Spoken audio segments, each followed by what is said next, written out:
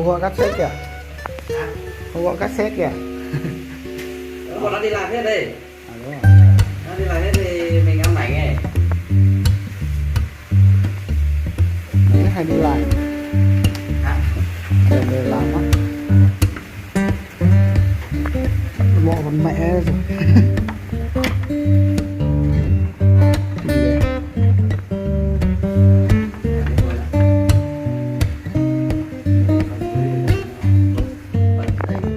À đây nuôi con rối à?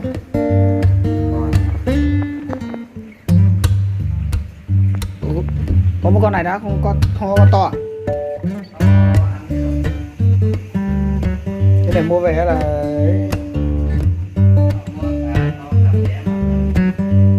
cho nhà này ngon. Nuôi này chắc không có mấy nhỉ?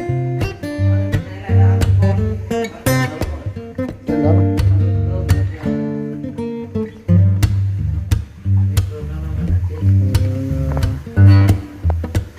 Mấy con về nuôi.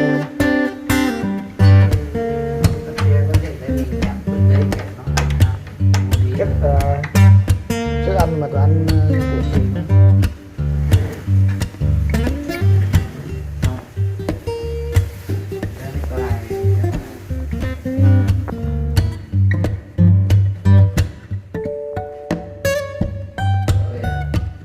Ở đâu về lâu rồi.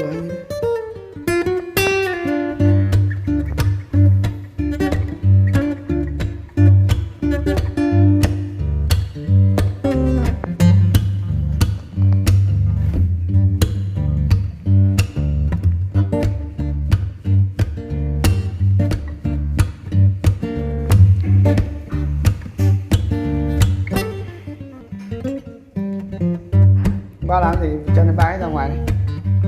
Đâu? Giá đây. Ăn kia cút của. Ủa sao có bay đâu, chẳng qua nó tụt. Đâu đánh hiện chân này. Đâu nhưng mấy giá bài lúc em về em lên đấy. Lên không, chẳng này có bay đâu, có mỗi một giá ở trên đâu, chân ở đấy. Sao lại như chân vào đây? Thế nó không nên bảo lại mà lên leo lại ở đường đánh rất nhiều. Thế là con đánh được không? Cuối cùng là đánh á. Vậy ông ở dưới kia mà còn chạy lên. Chạy lên đâu, thế mình xuống nó lại xuống kia. Không làm đâu. Làm chết.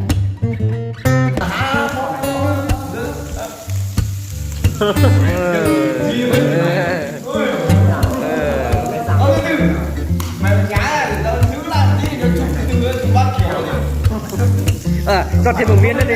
Ơi. Đây. Mà chơi lòng không được.